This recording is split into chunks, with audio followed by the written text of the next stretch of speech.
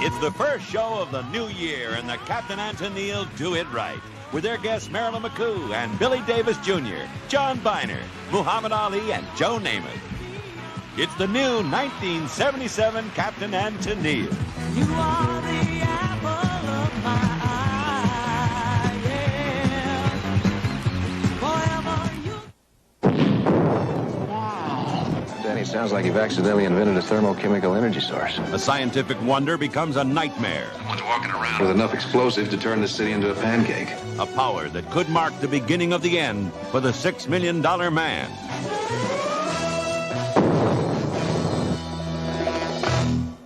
It's happening all around the house, right about now. I'd like a Triscuit. I'd like a Triscuit. I'd like a Triscuit. I know my family, and when they'd like a snack, they'd like a Triscuit wafer. Great with cheese. Or with a dip. Neat with jam. Or just by themselves. And they really are good. Triscuit wafers, they're made from 100% natural whole wheat, and that's good too. A Triscuit baked only by Nabisco. There's one thing that Pete would just as soon eat every day of his life. He really goes for those noodles, so I give him the Campbell life. Pete's idea of the perfect lunch is any lunch with Campbell's Chicken Noodle-O soup. There's lots of chickeny flavor and little round noodles for him, but not a lot of work for me. That's noodle okay. Give me the Campbell life. Now, here is a corn lover, and there's nothing more gratifying to a corn lover than to know that her mother has given her delicious Del Monte family-style corn. More people eat it than any other corn like it. This is a special strain developed to be sweet and tender. And when a corn lover is eating Del Monte corn, she probably doesn't need to hear me talking about how good it is, right? Well, then I'm just going to go into the living room and talk about corn to the sofa. Nothing's too good for Daddy and me. Mom brings Del Monte home. Use FinalNet for 5 good reasons. 1, FinalNet is not an aerosol. It's concentrated with a hold that really lasts. 2, it holds without stickiness. 3, it goes where you want it. 4, FinalNet has no aerosol propellants. 5, this much FinalNet goes as far as this much aerosol. Use non-aerosol FinalNet. It's as easy as 1, 2, 3, 4, 5. Sometimes you feel like a nut, sometimes you don't. Almond Joy's got nuts, Mounds don't. Almond Joy's got real milk chocolate, coconut and munchy nuts too. Mounds got deep dark chocolate and chewy coconut. Ooh. Sometimes you feel like a nut, sometimes you don't. Peter Paul, Almond Joy's got nuts, Peter Paul, Mounds don't. This song is copyrighted too. Mounds with creamy rich milk chocolate. This is a cubic foot. There are 5 more of these inside the new That's Chevrolet the guy from Law and Order. than there That's are Briscoe. inside this year's older style Jerry full-size Orbach. cars of Chevy's nearest sales competitor. That's based on U.S. government estimates of vehicle interior size as reported in the 1977 EPA Guide for New Car Buyers. The new Chevrolet with 5 more cubic feet of room. It stacks up beautifully. Now that's more like it. Look, Linda, I just bought a new seamless support bra that's so beautiful. I have to show you. Oh, better show you this way. It's the Playtex Support Can Be Beautiful bra, and it's seamless. Don't you love these pretty details? And these smooth, seamless cups. Plus this secret support designed for real support. And you know, it's so pretty. It makes me feel pretty. The new seamless Support Can Be Beautiful bra from Playtex. Support can be beautiful. America's classic thrillers come to life. The Hardy Boys' Nancy Drew Mysteries. An adventure into suspense. There's got to be a way out of here. You used to go with her? Forget that. Oh, Professor, do ghosts leave footprints? The adventures of America's favorite young detectives come to television. Follow that ghost. The Hardy Boys' Nancy Drew Mysteries.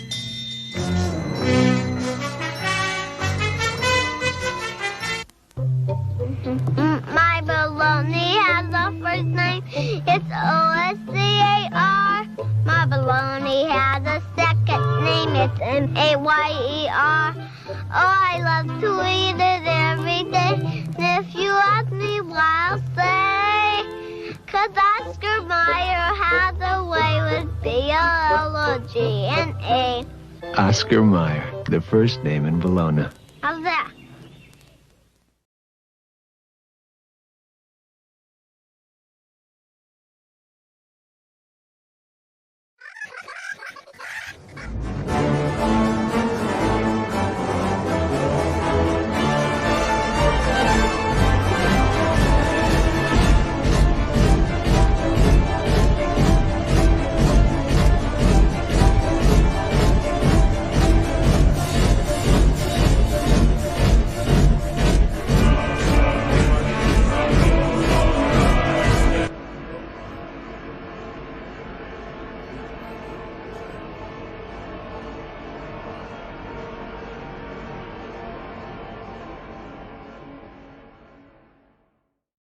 That's right. Subscribe and ring that bell. Throw me some shekels if you got some. It's Irate Prostate. It's Monday. It's Monday somewhere, I hope. It's time for, of course, extra credit with Becca Fairley. Extra credit from the GULAG. Because that's our second home. It is. It's starting. So I'm loving the digs around here. I'm getting used to it. I feel you. Just those crumbs we got to keep those rats away from it. Or as I like to call, we got to keep dinner away from dinner. Right? Let's say to the crowd tonight, man. It looks like we got a gorgeous set of youngins and wonderful people out there. Dr. Kiev, Nostrovia, welcome. Check your logic, blood letter, greetings. Hello, Kookaloo, Mr. Goat Man. We've been blessed by the goat. Noble Valor, that one chick, Spittle Buggies, Duck Dog, hey man, JP, sup? Spittle Buggies is on Twitch. Greetings. It's nice and moomy over there. You don't need to. You can safely socially distance yourself over there if you want to. You can come back over here though. I'll see Uzi Q, my wifey Pooh, and Sir Adamantine. Greetings, sir. We're going to be talking about the Emerald of South America, also known as Venezuela, and why or how. All right, so I've got some videos that we're going to show. We're going to show the old one first, because it really kind of sets up for the analytical video. Okay, and I was really impressed with the journalism at the second thing. So it's from a place that sounds a lot like Malmeriza. I don't know. I can't help you. Words are hard. Malazira. I like that. The Malazira. That's it. So, I'm interested to see the journalism because I don't think I remember what that's like anymore. Yeah, and at your age, you may not remember what journalism actually looks like. So, that's of course where this whole show comes in, because that's part of the deal.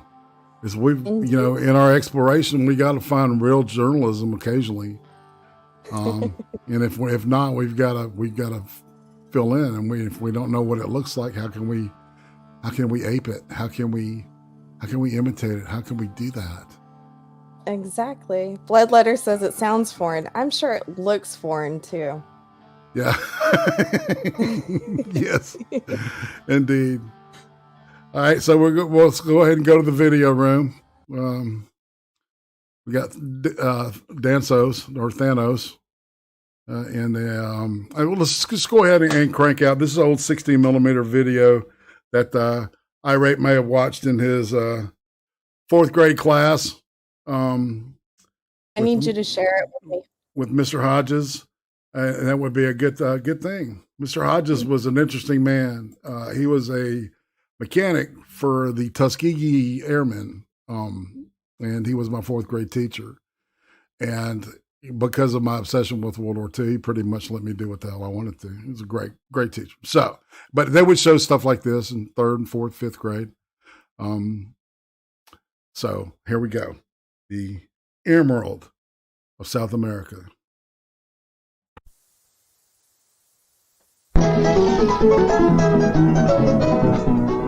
It said Amerigo Vespucci named the north coast of South America Venezuela, Little Venice, because of the houses on stilts he found there.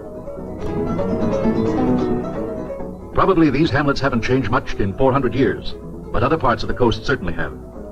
This is Caracas, a metropolis of 2 million people.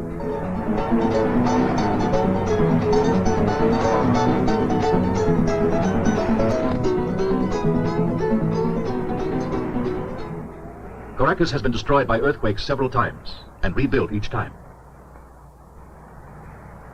A few homes dating from the Spanish colonial days have survived the quakes.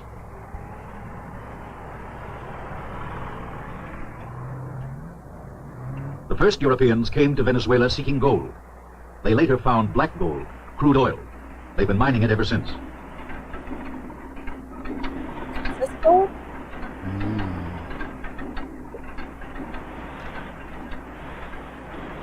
Foreign oil companies operate the wells. They pay the state royalties on their production, about $100 million a month. Much of the money is spent on building and beautification, mainly in Caracas.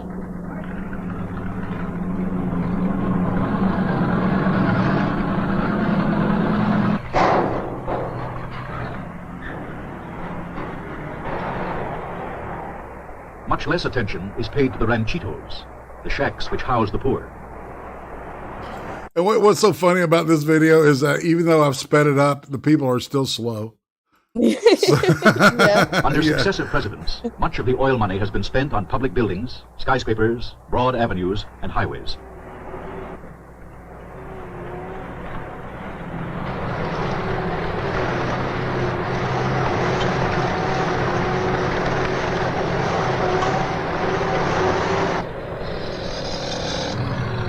That's some power.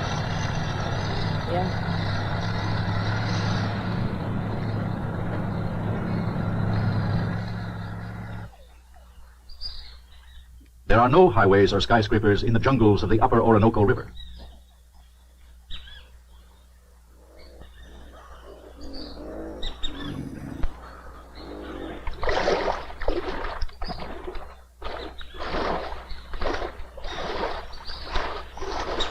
You go swimming in there, man, you don't come back with some toes or some other dangly parts missing.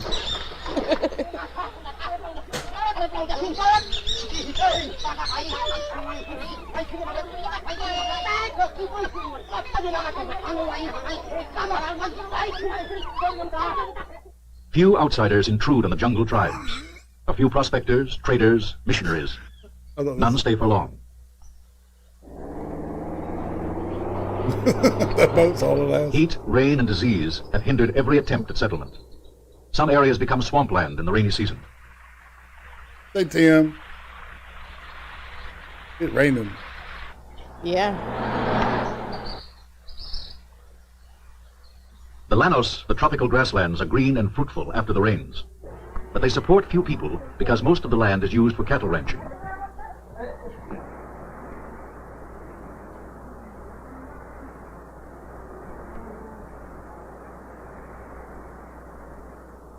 The third large land area of Venezuela lies to the west, on the other side of the Andes.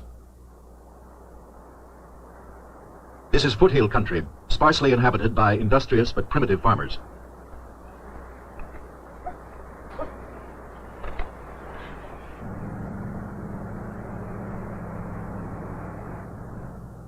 The villages seem empty because so many people have moved to Caracas. Motor transport and the new highways make it easy to do so.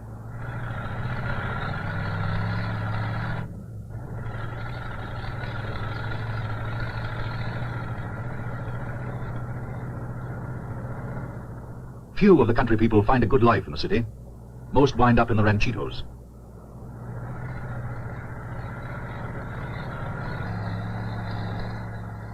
Only the wealthy few can afford luxury apartment houses.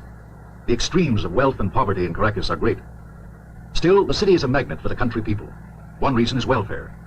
Part of the oil royalties support the welfare system, so no one need go hungry.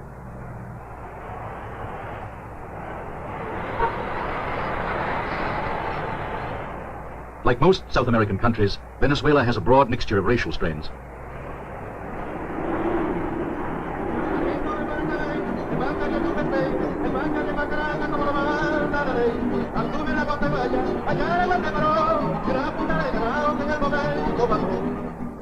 The stores in Caracas have a great range of goods for sale.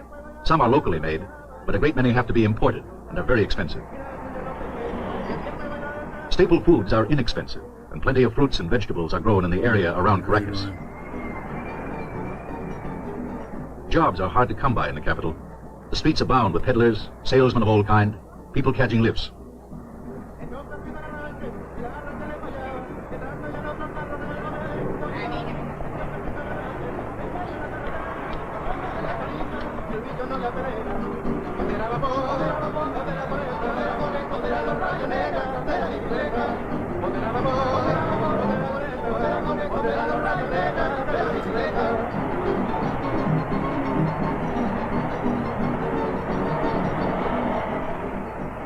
Everywhere there are the makeshift shacks, the ranchitos. They're in all the outlying areas and in every nook and cranny of the city itself.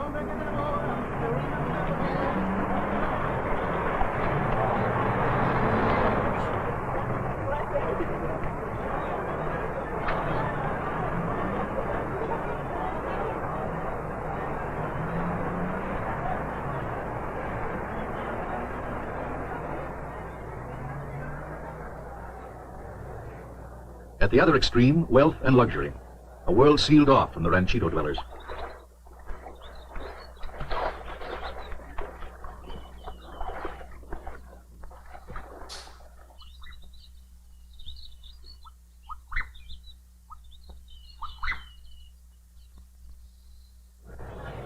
Every youngster in Venezuela can attend school and even obtain higher education.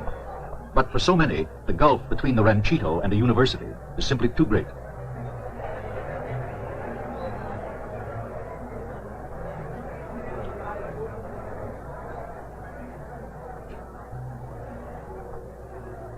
This is right around 1961 when this was made. There's growing unrest in the universities.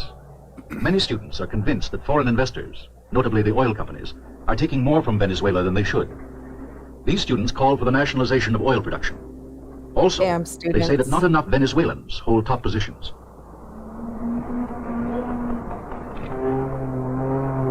Atención, eso Caracas, atención, eso Caracas. Other Venezuelans and foreign investors claim that outside capital was essential in developing the industry. The argument continues. So does production.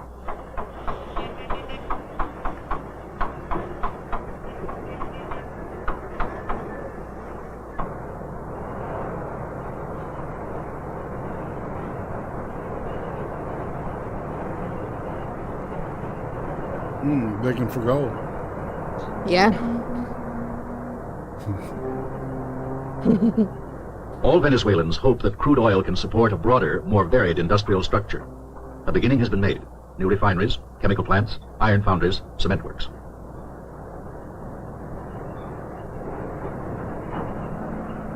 Yeah. Large sums are being poured into a network of highways.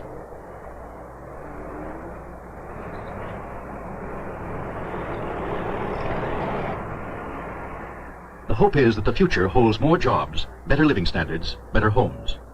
It will need to, since Venezuela's population is growing very rapidly.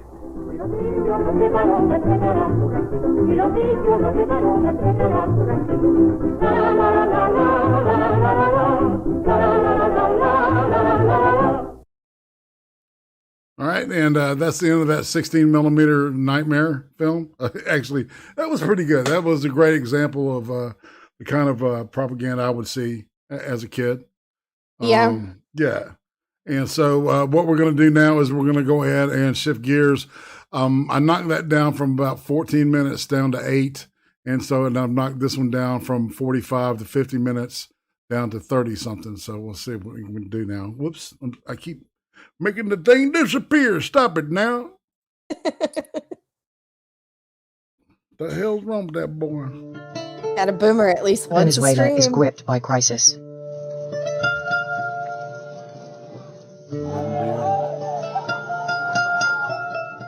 Ravaged by economic collapse and marred by political decay, the government of Nicolas Maduro faces an existential threat.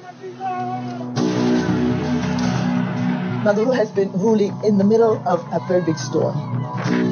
Latin America's once model democracy struggles to maintain order and feed a divided people. We have never seen a deterioration of living standards of this magnitude almost anywhere in the world. A nation boasting the world's largest oil reserves fights for economic survival as it's pulled further apart. Polarization is there racially, is there regionally, is there by class, it's there in multiple ways. But the seeds of its current demise were sown a century ago, when the events of its formative years ensured that the fate of Venezuela would be written in oil. This country that was once the wealthiest in the region, what went wrong? How did we get to this point in Venezuela? Greed. The country starts a modernization process that is shaped by oil. This petrostate becomes more and more powerful, and they shape that country through the state. Chavez and then Maduro's regime tried to create a socialist revolution. And that led these people to destroy the whole business apparatus of the country. That unemployment did go down, equality increased, per capita GDP increased. Of course, you could say that's because of the oil wealth. At the same time, that oil wealth could have been distributed completely differently, and I would say was distributed much more equitably. He said Venezuela was a very backward country before oil, one of the poorest of Latin America. Life expectancy was in your early 30s, and about 3/4 of the country was illiterate. It's very difficult to speak of a national polity, much less of a national culture. Then we have an extraordinary development in 1914 when Venezuela sinks its first wells and begins pumping oil for the first time. Venezuela enters the era of commercial heavy oil production, and not only are the British and the Dutch involved, but now the U.S. also comes to Venezuela to partake in oil's production. Foreign oil giants such as Royal Dutch Shell and the American Standard Oil Company were granted concessions by the military dictatorship of Juan Vicente Gomez, allowing them to drill for oil and allowing Gomez to get rich. The arrival of the oil companies, the development of the industry, parallels the rise of Juan Vicente Gomez and the rise of the Venezuelan state. Even though Venezuela really begins to develop its oil economy, the Venezuelan state doesn't benefit hugely because, in essence, it's only charging rent for the land. By the mid-1930s, the once loose collective of largely coffee-exporting regions had become a consolidated nation-state, formed and transformed by oil. We have the beginnings of a mass process of urbanization. So people are coming out of the rural countrysides into the big cities because the major landowners are selling off their land to the oil companies. The very idea of oil became imbued with the notion of modernity. That the oil camps, with the North American presence, the British presence, with electricity, water, sewage, would then become social laboratories that other Venezuelans should emulate. On the one hand, there were people who were living in the oil camps, who received all the benefits of working for oil companies. And then on the outside of these camps, you had the majority of Venezuelan society who didn't have access to all of the healthcare and benefits and education benefits. Juan Vicente Gomez died in 1935, but he'd laid the blueprint for other dictators to follow, developing infrastructure, suppressing dissent, and getting rich off oil deals. The first half of the 20th century would see Venezuela ruled by oppressive military regimes for all but 3 years, when a popular push for democracy in 1945 briefly unseated dictatorship. But the political parties cemented in that democratic interlude, Acción Democrática, AD, and COPE, Christian Democrats, remained a persistent opposition to authoritarian rule. By the mid-1950s, the rule of another dictator, General Marcos Pérez Jiménez, would create a vastly expanded and increasingly unequal state. We enter what some have called the bulldozer years in Venezuela. The state will now use the funds, the profits of oil, to engage in broad-scale developmentalist projects. Those are all great opportunities for development, but also for corruption. Because in the process of developing those projects, the military and their associates were all benefiting tremendously. The big problem is that the only way Pérez Jiménez can maintain himself in power is through brutal repression. What we see is a real clampdown, brutal clampdown on political opposition. You start to seeing also the very clear parameters of two Venezuelas. The Venezuela that benefits from oil and the Venezuela that actually still remains in the shadow of the oil industry. Hey, he was a dictator, but he was our dictator. Just saying. And that Venezuela is rural, that Venezuela is poor, that Venezuela is illiterate, that Venezuela is seeing and looking at the evolution of the other, but is not benefiting from it. As Venezuela's elite got richer and its poor were getting left behind, the forces for democracy, once again, dared to take on a dictator. You begin to see rumblings in the military. You begin to see younger officers protesting much the same way they had protested before. There's also an active social movement being led by dissidents in the Communist Party, in Acción Democrática, even the Social Democrats and others. They're actually cooperating to undermine Pérez Jiménez. So Pérez Jiménez is effectively overthrown through another coup, which then brings us democracy in Venezuela in 1958. Democracy had fallen to dictatorship a decade earlier. For it now to survive, unity was a must. There is an attempt to form a pact. So AD comes to the table with its union and party political framework. COPE comes to the table, the Christian Democrat right. So what you have around the table is essentially all of the key financial and political interests in the country. The Roman Catholic Church is also essentially party to these negotiations, as is the military.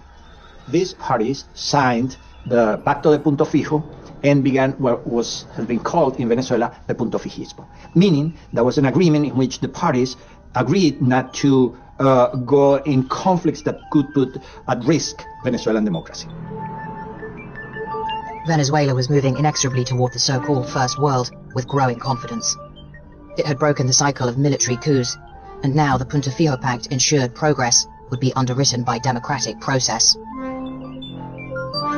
Venezuela enters a kind of golden age because it has its modernization going on now for 2 decades, and it also has now a democracy that begins to be an example for the rest of Latin America. In 1960, Venezuela helped establish the Organization of Petroleum Exporting Countries, OPEC, and in 1973, following the hike in oil prices after war in the Middle East, it was awash with petrodollars. Venezuela was asserting itself as a global player, and in Carlos Andrés Pérez, it would have a president ready to take the next big step and take back its oil. That was the dream of democracy. And so Carlos Andrés says, I've got the money, why not? Let's do it. And so we nationalized the oil industry in 1975. It was called PDVSA, Petróleos de Venezuela, S.A. What it essentially does is it nationalizes the bureaucracy of oil exploration. It's nationalization to create a company rather than nationalization of Venezuela's oil sector per se. Many of the oil workers maintain their privileged status in the oil camps, and this is a period in Venezuela that many refer to as La Venezuela Saudita, an image of Saudi Venezuela, in which the notion is, and one of the terms in Venezuela is, "Ta barato, dame dos." It's cheap, give me two. And Venezuela had that kind of wealth. The dream of a state-owned oil company had been realized with PDVSA. President Carlos Andrés Pérez now embarked on a nationwide spending spree, funding social programs, housing projects, and nationalizing industries. With the price of crude oil at a record high, such lavish spending could also be supplemented by borrowing. He wanted Venezuela to be an industrialized country, and he thought this could be done because we had a lot of money. So this idea also puts us in loans and more money that continues as long as the price of oil is good. As the oil price begins to fall back, Venezuela doesn't reduce its financial outlays. You have this huge bureaucracy which also emerges in Venezuela, and huge amounts of corruption. Government high posts implicitly had the benefit of helping yourself and helping others in your social circle. But instead of addressing any of these problems, the strategy of the government is instead to borrow money. The debt becomes more difficult to pay. Under that environment, Acción Democrática loses the election of 1979, and you have to go more to a market economy.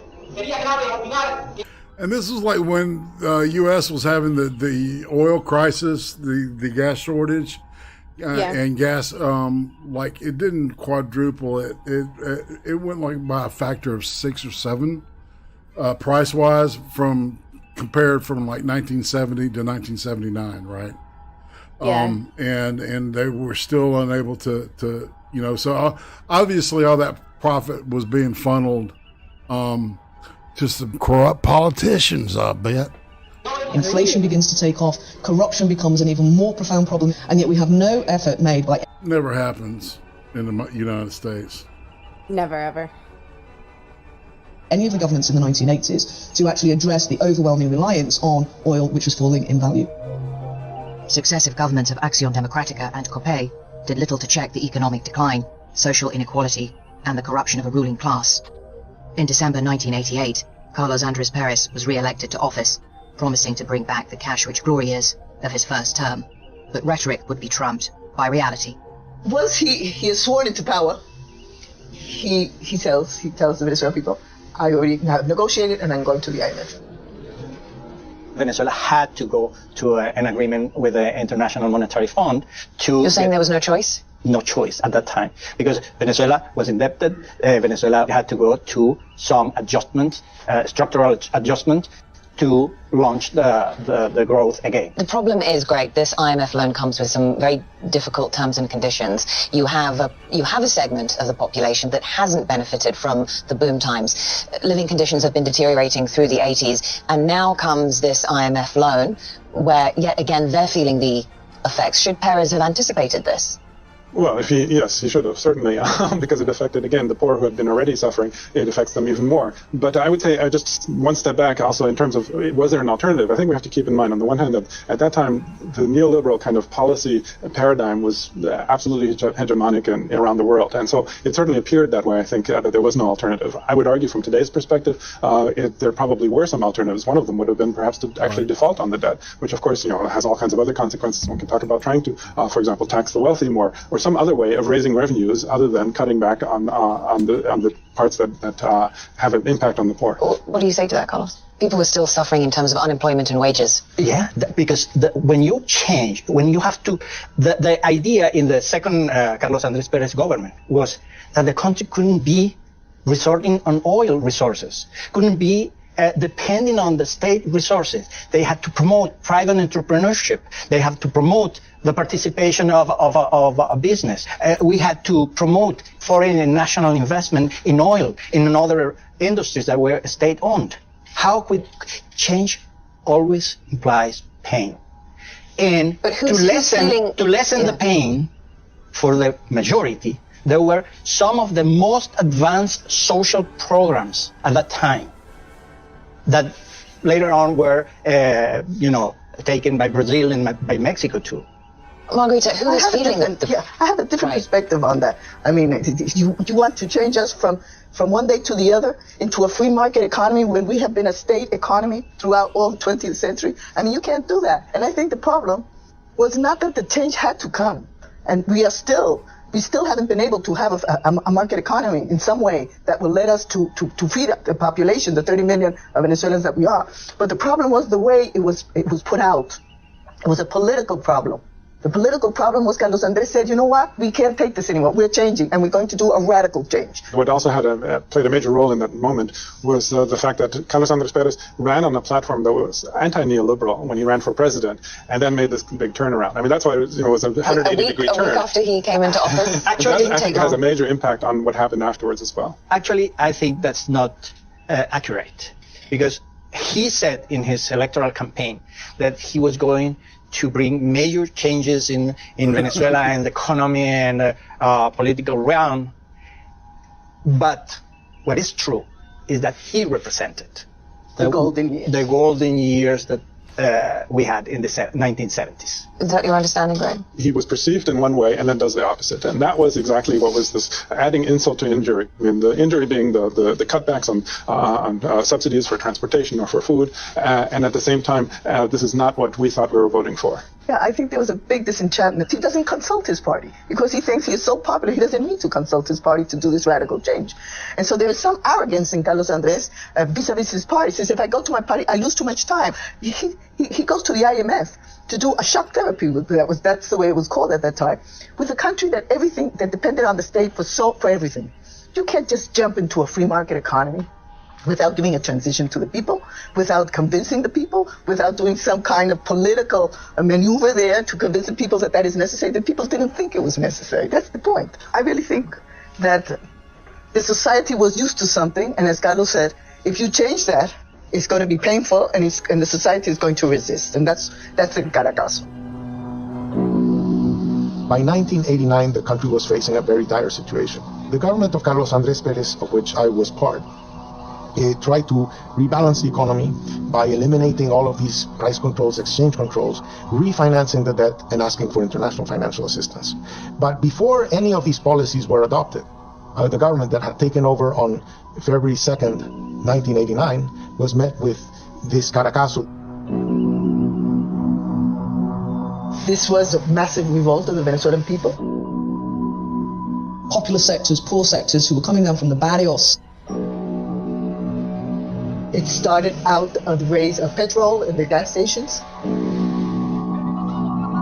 Poor people, middle class people were ransacking markets. It spirals into this massive social explosion because in many ways that Venezuelan dream had come to an end. The Pacto de Punto Fijo was shattered because in response to the massive social protests, spontaneous social protests, the government of Carlos Andrés Pérez, his ministers, his supporters, supported the use of the military. The deepening economic turmoil and simmering distrust of the political elite now saw Caracas ablaze with riots and looting. President Pérez gave orders for the military to restore order to the streets of Caracas. The military's response would be deadly. These were troops that had, some of them were youngsters that are 18 years old. They were afraid of the people of the city. They put them into shanty towns and they started killing. It was a very brutal, it was a very horrific repression of popular mobilization. This was the moment of rupture with democracy in Venezuela. The headline in Newsweek in the U.S. was, Latin America's model democracy explodes. Government figures claim 276 civilians were killed in the military crackdown. Independent reports suggested the death toll was almost twice as high. A red line had been crossed, and a new figure was about to emerge that would challenge a failing government and change the course of Venezuelan history. The military started conspiring against the government of Carlos Andrés Pérez. And this conspiracy is going to take place, is going to come out in the open in 1992 with the coup of February the 4th. The leader of the coup was Hugo Chavez. The coup attempt was launched in 6 different cities across Venezuela. Because Chavez had failed to capture Caracas, he was basically taken prisoner, and during a very, very famous television interview when the coup was over. Lamentablemente, por ahora, los objetivos que nos planteamos no fueron logrados en la ciudad capital. Chavez said, "We failed to achieve our goals for now, por ahora." And this 2-word sentence really became the catchphrase of demands for political change in Venezuela. The government of Pérez, doing these reforms, had a lot of discontent. When Chavez attempted a coup in February 1992, suddenly that discontent got the face that represented the disturbances that the society had.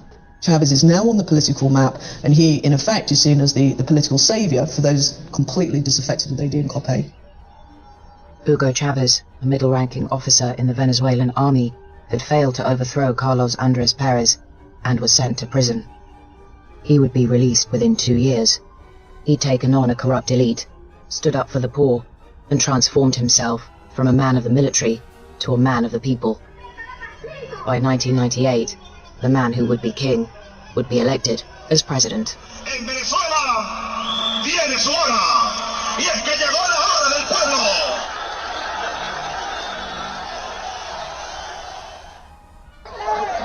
In December 1998, Hugo Chavez, a former army lieutenant colonel, was elected as president of Venezuela. Señor Comandante Hugo Chávez Frías. In a country divided by race and class, where white equaled wealth and privilege, and anything else meant everything less, Chavez's victory was an historic turning point. He was of a mixed indigenous heritage. He was really nothing like anything that we had ever seen before in terms of Venezuelan presidential elections or politics, which had always been very much dominated by a white elite class of politician.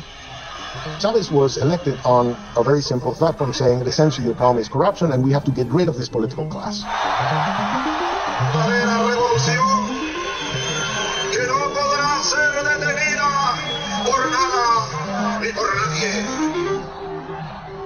Chavez was talking about the importance of a third way between socialism and capitalism. It was all about participatory democracy, and what Chavez was promising to do was to completely overhaul the Punto Fijo state. The new president created a constituent assembly to write a new constitution and set about his task of transforming the country. Chavez began to say, we need to eradicate this poverty in our country, and the way to do it is by gaining control of our oil industry and making sure those profits are going back into our country. Reconocemos la importancia que tiene PDVSA para el país, pero al mismo tiempo siempre hemos dicho desde antes de llegar al gobierno que PDVSA no puede ser un Estado dentro del Estado. By seeking greater control of the national oil company, PDVSA, Chavez was taking on Venezuela's most prized and powerful asset. The fight for PDVSA spilled out onto the streets, becoming symbolic of the struggle between two Venezuelas. One left behind by an oil-fueled modernity, the other looking to keep its place and its control within it. Caracas was a tinderbox of competing ideals, battling for the very idea of Venezuela. Venezuela was in huge turmoil. Everyday demonstrations in the streets. Going to Miraflores, the presidential palace. There was an opposition rally that was moving in hundreds of thousands towards the palace in order to ask Chavez to resign. But the palace was surrounded by backers of Hugo Chavez that were going to resist this rally.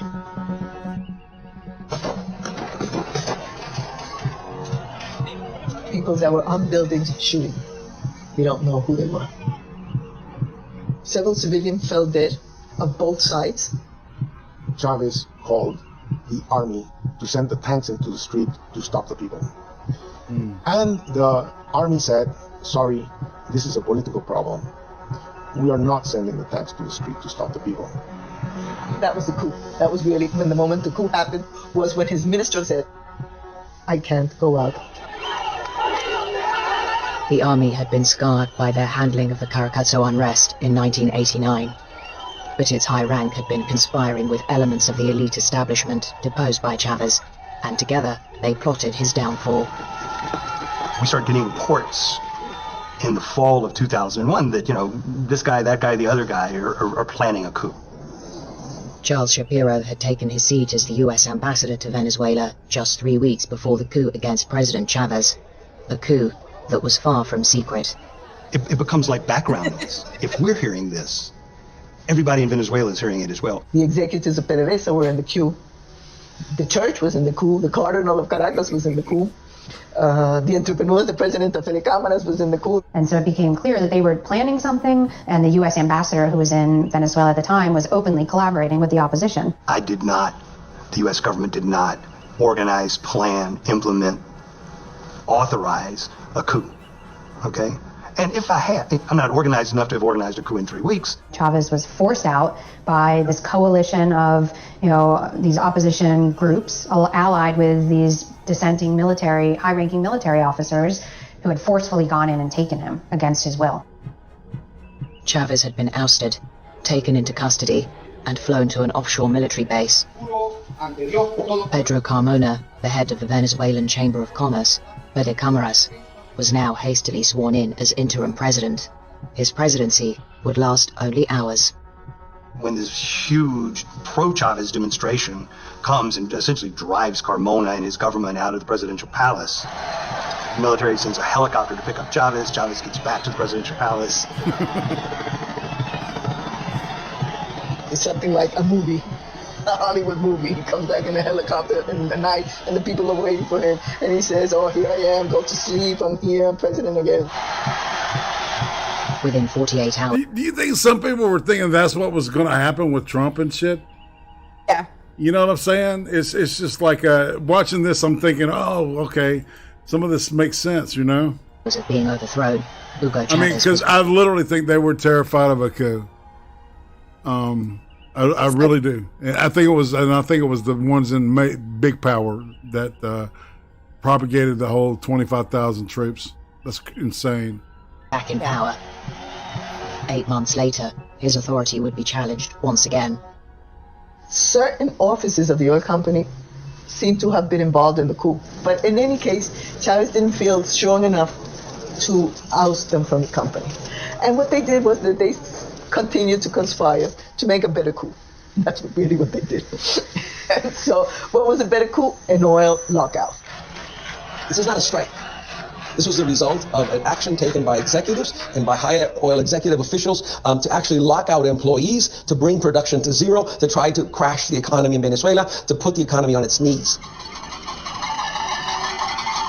The National Oil Company, along with the Union Federation and the Chamber of Commerce, conspired to bring Venezuela to an economic standstill with the aim of bringing down Hugo Chavez. The strike proved to be a failure. They were unable to stop production. There's a new sense of PDVSA that comes out of the strike, that PDVSA now belongs to a larger number of Venezuelans than rather the symbol of a privileged status for a small select number of individuals. Hugo Chavez had held firm, and now, at the beginning of 2003, the president's resilience turned to resurgence. Este pueblo está listo para salir de nuevo el día que sea necesario a defender su democracia y a defender su revolución. So he went to Cuba, and Cuba came up with a bunch of new social programs. And he started to implement these new social programs, massive new social programs for healthcare, for access to food, and for scholarships. We have a whole raft of these so-called misiones, the social programs, which give people citizenship rights, identity cards, access to job training, access to breakfast clubs, university systems. So this is a very comprehensive effort to deliver basic social services. What this is doing, though, is essentially still using oil as that redemptive quality to bring social change, while bringing social change, deepening the dependence on oil, and you can do this while the prices of oil are high. He had access to finance. He could borrow as if it was going out of fashion. So he decided that that was the moment to radicalize the process. In 2007, with the price of crude oil 6 times greater than when he was first elected to office, Chavez embarked on a nationalization drive. Esta es la verdadera nacionalización del petróleo. El petróleo es de todos los venezolanos. He renegotiated oil contracts and brought power and resource companies as well as telecommunications groups and banks under state ownership, and in his view, under the will of the Venezuelan people. He's trying to continue on with this grassroots governance, but the more entrenched he became in power, the further away he drifted from that initial model that had been so widely accepted and, beloved by the people. Oil prices began to decrease. People began to say, wait a minute, before it's all gone, I'm going to get my piece of it. When Chavez had first come to power, he had said that essentially there was going to be a hard hand, an iron fist against these problems of corruption, which had been so overt under Punto Fijismo. But the reality was that absolutely nothing was done. As the integrity of his government withered, so too did the president's health. Chavez was suffering with cancer and could no longer keep his ailing condition hidden from the Venezuelan people. In October 2012, still frail from intensive treatment, Hugo Chavez won a 4th term as president. By March 2013, he was dead. It's impossible to underestimate. Those Dominion machines didn't mean jack shit then, did they? No. The effect that the death of Chavez had. The outpouring that one saw in the streets at the same time as the celebration of some people really was explicative of the kind of Venezuelas we had, with thousands lined up to see him, his body laying in state, others in Miami and others in Caracas celebrating. You die and the charisma dies with you. He was ruling through his charisma and through his money. And those two things disappear in 2013. They didn't set any money aside in a sovereign wealth fund and a rainy day fund, so they've got money in case things go down. Everybody in the oil industry knows oil prices are cyclical. They used the period of the oil boom from 2004 to 2014 to sextuple the public debt. The biggest sucker in Venezuelan history is the guy who's going to follow Chavez as president. And that's exactly what happened.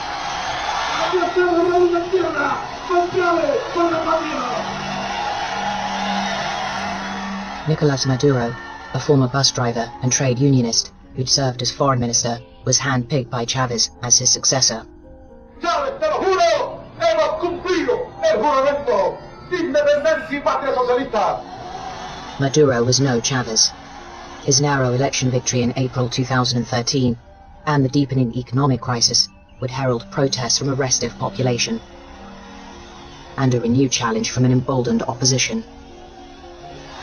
When the oil price started dropping, the government had a severe debt and did not have enough dollars to buy the food imports and the medicine imports. A whole wave of protests arose in this context. What we have during the first couple of years of the Maduro presidency is the opposition use of protest and street mobilization as a way of discrediting and delegitimizing the government becomes the key opposition tool. The protests are sidetracked by these more violent sectors who are looking for an incident.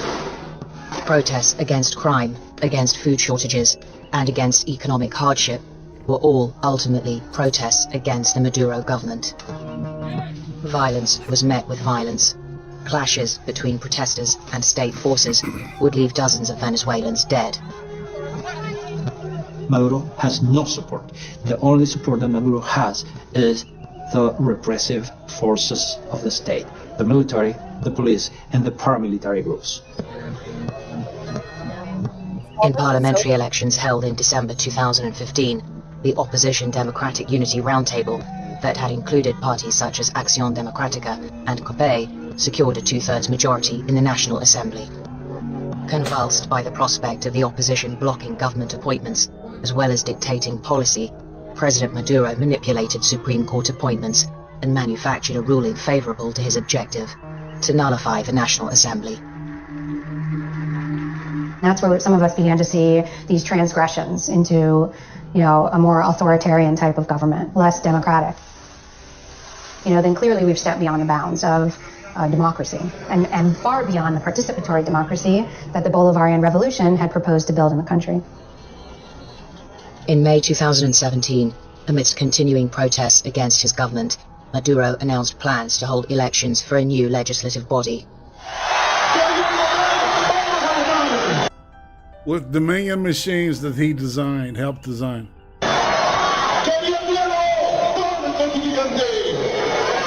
The Constituent Assembly would have sweeping powers to rewrite the Constitution and dissolve the opposition-led National Assembly. Such plans would lead to 3 months of sustained clashes between anti-government protesters and the government's own forces. This mass protest was met with massive repression. In the end, 135 people were killed, 15 of them on July 30th, 2017, the day when the National Constituent Assembly was elected. 15,000 people were injured, 6,000 people were put in prison. It was a repression of a scale that the country had never seen. 2017 would continue to be a year of contested elections. The Constituent Assembly would be boycotted by the opposition, leaving Maduro loyalists with total control. The ruling Socialist Party would also win 18 of the 23 governorships in the gubernatorial elections in October. Contested counts and procedural irregularities dogged the elections that were claimed as proof of Chavismo's enduring appeal by Maduro, and gave cause for the opposition to call for more protests and more unrest.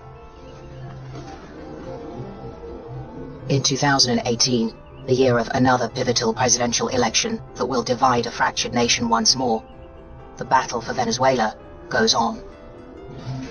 People need to be expressed politically, all the dissatisfaction and the rejection that they are feeling and the desire that they have for a political change, and I would say they want the democracy back.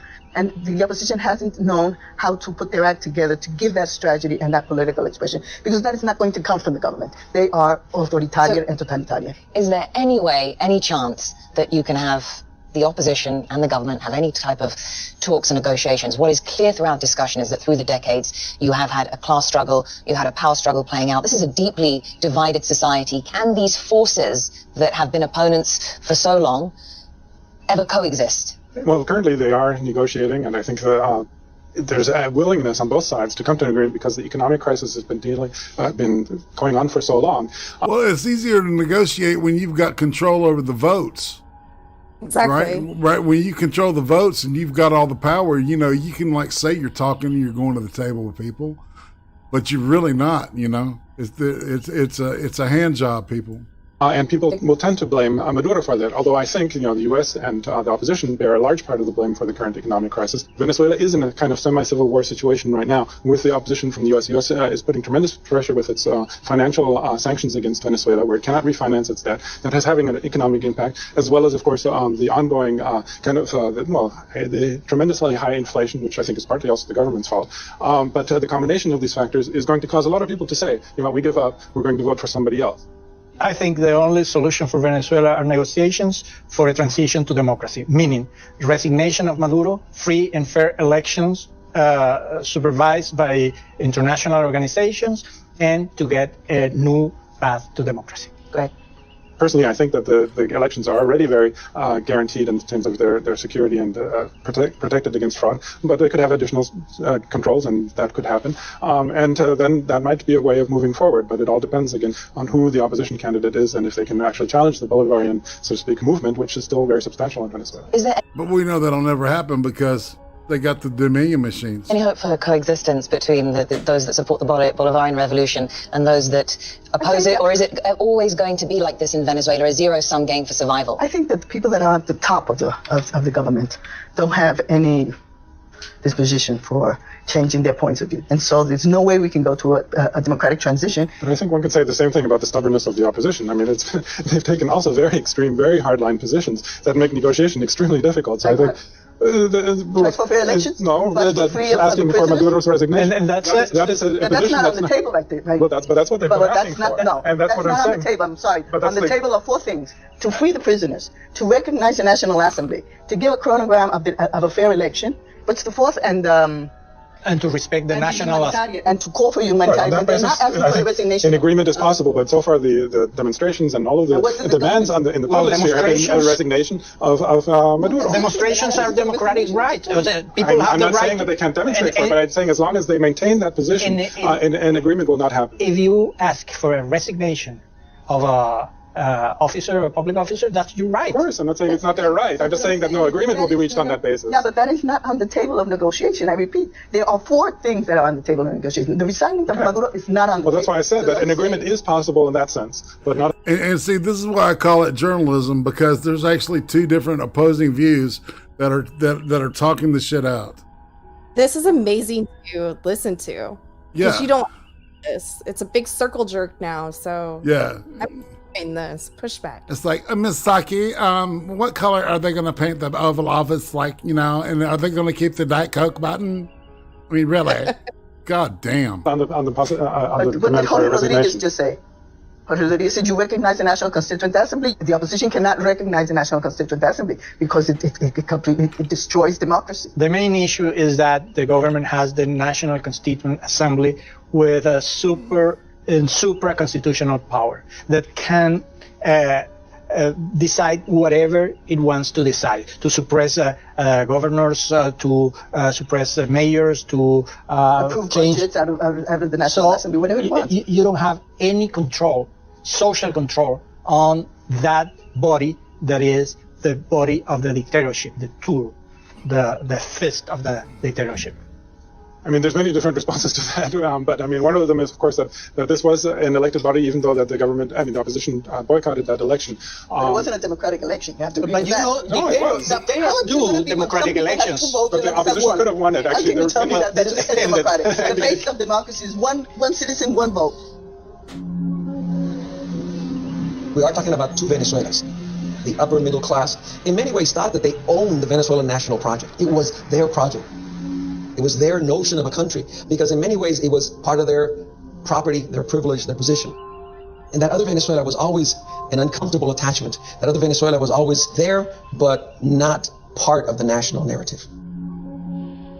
That Venezuela that was historically erased out of the dominant narrative in the oil years, that Venezuela that exists in the ranchos that surround Caracas and almost every other major city in Venezuela, that Venezuela which includes a very diverse segment of the population and who saw their lives improved under Chavez. It goes well beyond what Hugo Chavez's vision was for Venezuela.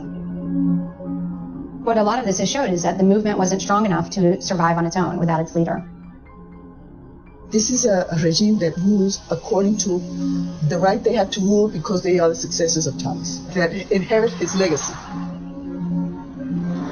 How is it possible that a participatory democracy that's supposed to be grassroots-based and a government of the people can't survive with just the people, but was really led by a leader? Because no one could fill the shoes of Hugo Chavez. We're dealing with a very fragmented society. It comes from two different lived experiences. There is no going back to pre-1998 and pre-Chavez. Venezuela has been transformed. It has changed. What it will evolve to remains to be seen.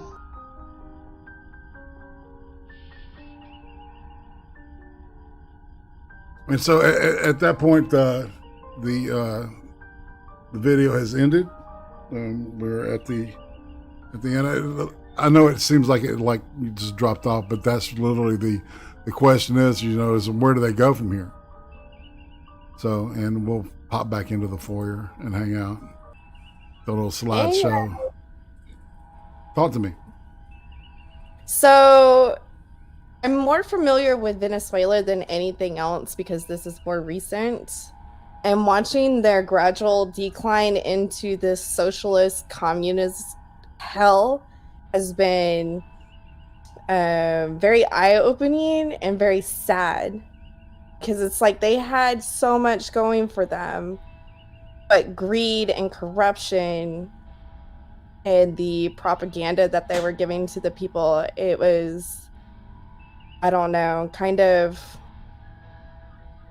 awesome in a way, because it's like you get to see it happen in real time. It's like, how can people not see what is going on? Right. Pure ignorance is, I think, outstanding. Or even, maybe that's more. Well, I was going to say even willful denial, I would think, seeing it and just denying it, not accepting it. Yeah. Because I think that's how some Americans are. Like, they see it, they're in denial because it's like, oh, well, we have our laws, we have our checks and balances, we have a constitution that could never happen here. Mm-hmm. And I will willingly admit that I was one of those maybe 10 years ago, but seeing some of the stuff, I was like, okay, this isn't good. Because I was, at that time, I was in the legal system, and seeing how corrupt some of the judges and stuff were, and I was like, how is this possible? We have laws, damn it. But yeah, it's definitely willful ignorance. You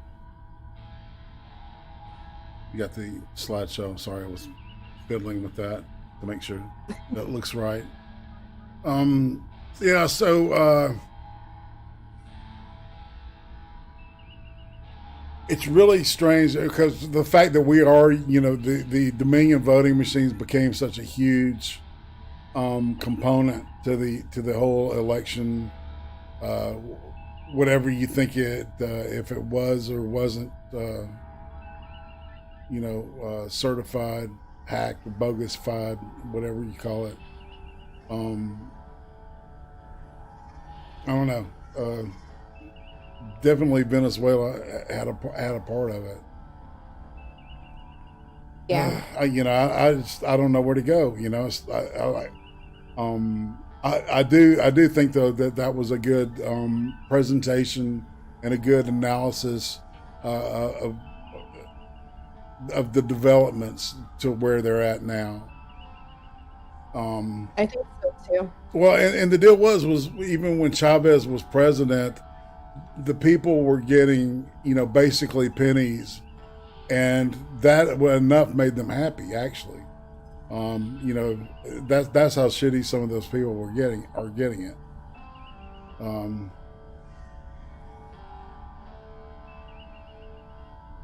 Man, I don't know. It's kind of depressing after seeing that. It's like, that brings you down.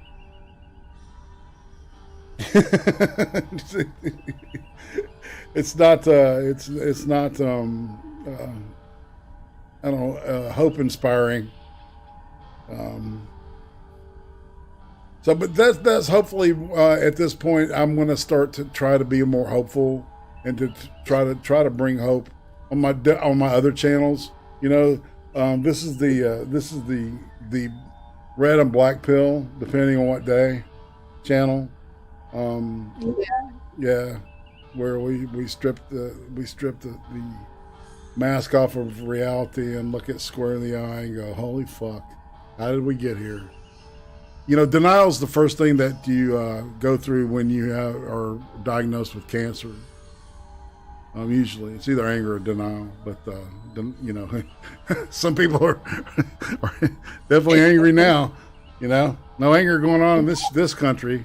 We're all happy campers, and we love our government, and we love everybody in it because exactly, because we're going to tote the love line that everything's awesome in our new America. It's amazing how it just changed overnight, and everything got better. The COOF got better. The economy. Well, actually, the economy got worse, but depending on who you ask, you know. Sorry. So this is the point. It's right at the top of the hour, which is I'm really tickled that we got here in an hour time because before we send you guys off to watch things like Lords of the Night, which I recommend. I don't know about, what are you recommending, Becca? Lords of the Night. That's where I'm going. Fam, okay. Well, then it's decided. What about this week? What do you got coming up? I have an episode of Fairly Just BECCA tomorrow night, 10:30 p.m. Central Standard Time, and then again Wednesday night, 6:30 Central Standard Time. Got you. Okay. And of course, Cream Stream Friday night. We love having everybody come in and get all goofy and have fun and look at the news and try to laugh at it. Yeah. It beats blowing your brains out. I'm just saying. Saturday, I don't know what we're going to do on accelerated deconstruction, but I think we're going to definitely have an episode. So, and Sunday I will be talking with Memes of Destruction. And then this time, and this time next week, you and I are going to be, I don't know, is it time to kick the hornet's nest again and see if we get yeeted for fucking with China? Sure, why not? Just roll them dice. So yeah, I guess next week we'll take a look at some CCP, some recent activity. I don't know. We'll play it by ear. And on that note, fam, I don't know, Becca, what you got anything else to say? No, I think I'm gonna go hug my dog and cheer up after that last part. That's right. Cupcake's awesome. Just love on that doggy. Yes. She's a big old damn dog too, man. Bite your ass. Yes. You will feel it. Guaranteed. All right, fam. Good night.